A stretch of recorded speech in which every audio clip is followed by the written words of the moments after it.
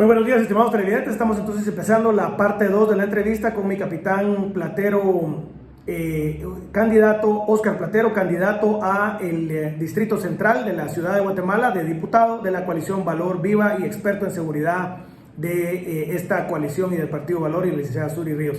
Capitán, estábamos hablando en el primer segmento de cómo es tan difícil para las fuerzas de seguridad repeler un ataque armado, porque la misma legislación y la presión política de grupos de izquierda en el Congreso y ONG de derechos humanos persiguen al policía o al soldado que usa la fuerza de manera legítima.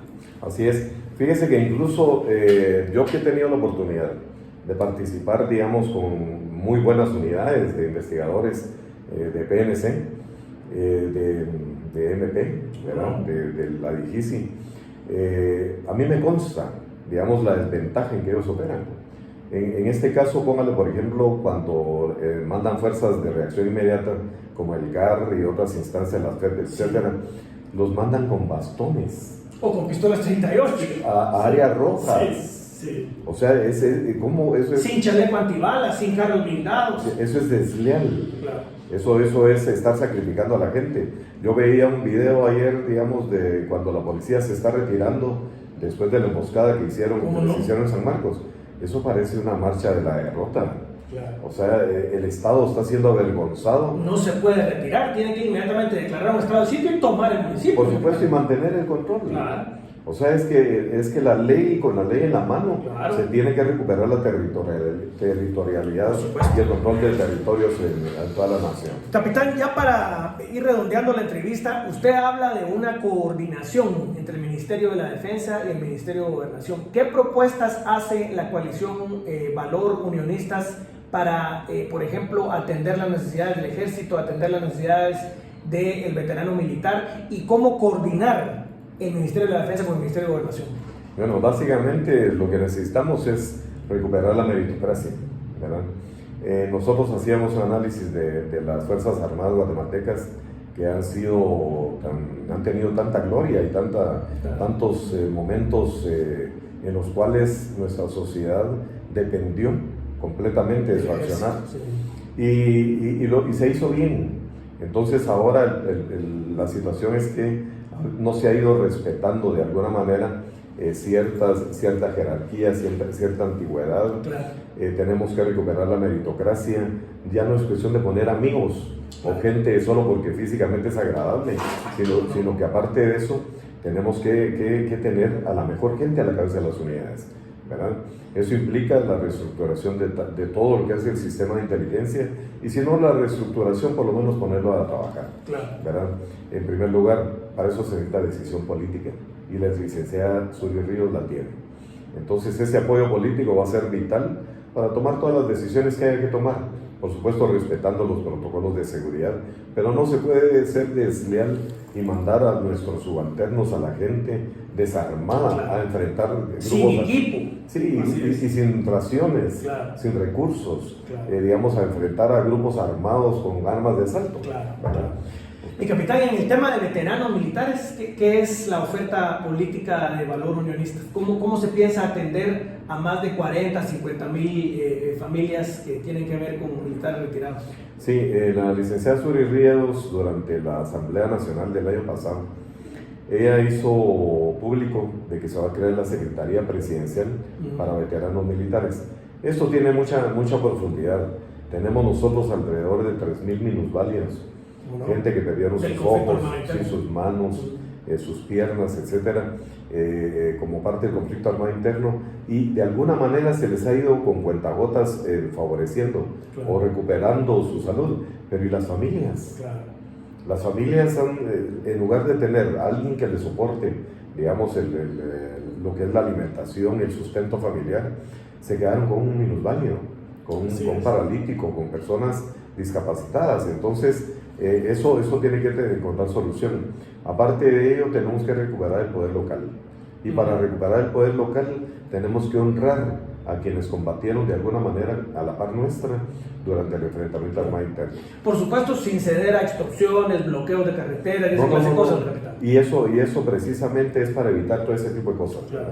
O sea, si el Estado al más alto nivel toma la iniciativa, llama a los liderazgos de los diferentes sectores y les hace ver que en realidad se va a honrar esa participación histórica de la institución armada y de la familia militar, yo creo que estamos ganando muchos puntos y estamos caminando en la dirección correcta.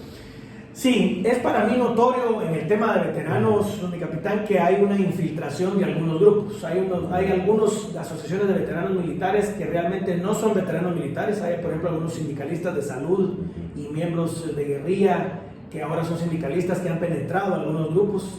Esos grupos generalmente lo que quieren es desprestigiar al ejército y a las PAC, no hacer ver, como dice usted, la gran deuda que le tiene el pueblo de Guatemala al ejército de las patrullas de autodefensa civil, que fueron ellas, tanto las Fuerzas Especiales Caibil, la inteligencia militar, la PMA y todo el modelo de contrainsurgencia militar, las que detuvieron a esos miles de guerrilleros y cientos de miles de simpatizantes que estaban regados en todo el país. El ejército en su estrategia contrainsurgente fue brillante en ese momento, 70s, 80s y finales de los 90s, para detener esa agresión guerrillera, eliminar a lo más posible las estructuras criminales de la guerrilla y derrotar a la guerrilla en el campo de batalla. Otra cosa fue la negociación de los acuerdos de paz, pero la estrategia militar contrainsurgente de asuntos civiles y también de combate y de inteligencia fue brillante.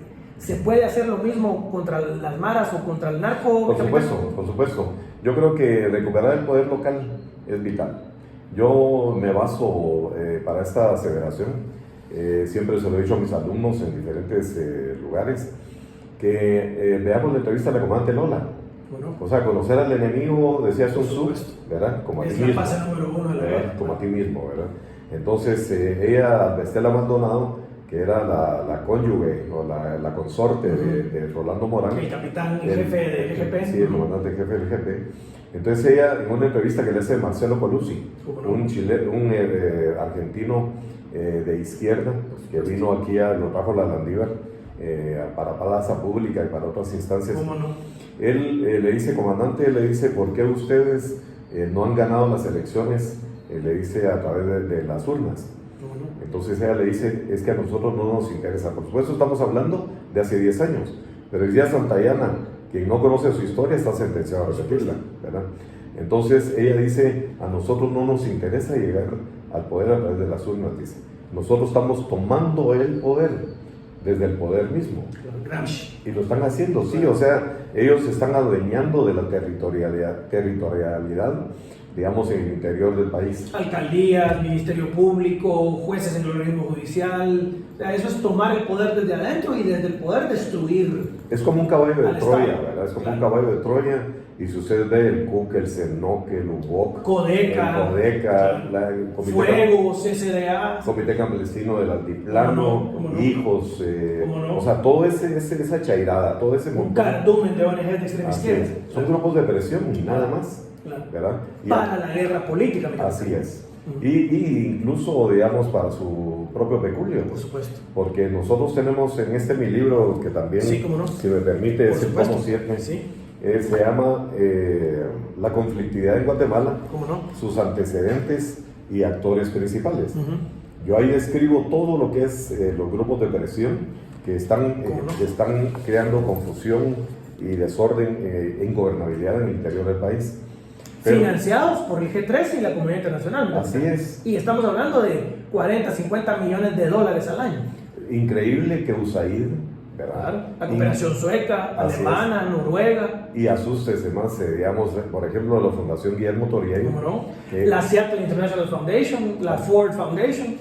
Y por ejemplo, en la Fundación Toriello yo presento un documento acá en donde recibió solo para un proyecto 32 millones de euros. ¿De cooperación holandesa? Era del País Vasco, tal vez. Del País Vasco, ¿no? sí. Entonces, de la extrema izquierda española, porque ese es el grupo terrorista ETA de extrema izquierda ayudando a otro grupo terrorista guatemalteco con una ONG. Entonces, si nosotros no conocemos esto, ¿verdad? Si la sociedad no se le hace ver, no se le hace conciencia de que la injerencia internacional en nuestro país tiene una intencionalidad muy clara, que es socavar las bases de nuestras instituciones. Y tomar el poder de manera violenta. Así es. Entonces ellos nos están metiendo están alimentando un caballo de Troya. Claro. Y entonces es la inteligencia nacional a través de la mano de relaciones internacionales, ¿verdad? Claro. Que es la primera línea de defensa de la República. Ministerio de Relaciones Exteriores, Dirección Nacional de Inteligencia, Dirección Militar, Dirección de Inteligencia Militar, Sistema Nacional de Inteligencia. O sea, hay toda una institucionalidad que hay que hacer operar, mi capitán. Así es. Y existe, pero no está funcionando, ¿verdad? Entonces tenemos que recuperar esto, tenemos que hacerle ver a la población, ¿verdad?, qué es lo que está sucediendo, abrirle los ojos. Y yo estoy seguro que la población va a apoyar al gobierno de la licenciada Suri Ríos. Así es. Mi capitán, yo le agradezco mucho la entrevista, gracias, le agradezco mucho que una persona de su expertise, un historiador militar, un experto en criminología, un experto en inteligencia, una persona que tiene una carrera y que podría fácilmente seguir su vida privada ya como un militar retirado, tranquilo y sin meterse a estos problemas tan graves de la política nacional, quiera participar. Yo he visto la bancada que ustedes presentan con el valor unionista, la licenciada Sandra Jovel, el licenciado Enrique Denhart, el licenciado Álvaro Arzú, el señor Lacho Zamora, usted, mi capitán, y otros muchos de los listados de valor unionista. Creo que es una buena opción. Obviamente, pues también habrán otros partidos políticos que vamos a estar entrevistando en esta serie de entrevistas políticas para informar a la población, pero queremos empezar esta primera entrevista a candidatos a diputado y a expertos guatemaltecos con mi capitán Platero, un hombre que se ha dedicado toda su vida a defender la soberanía nacional. Mi capitán, muchas gracias, que haya suerte y seguimos adelante. Muchas gracias. Buen día.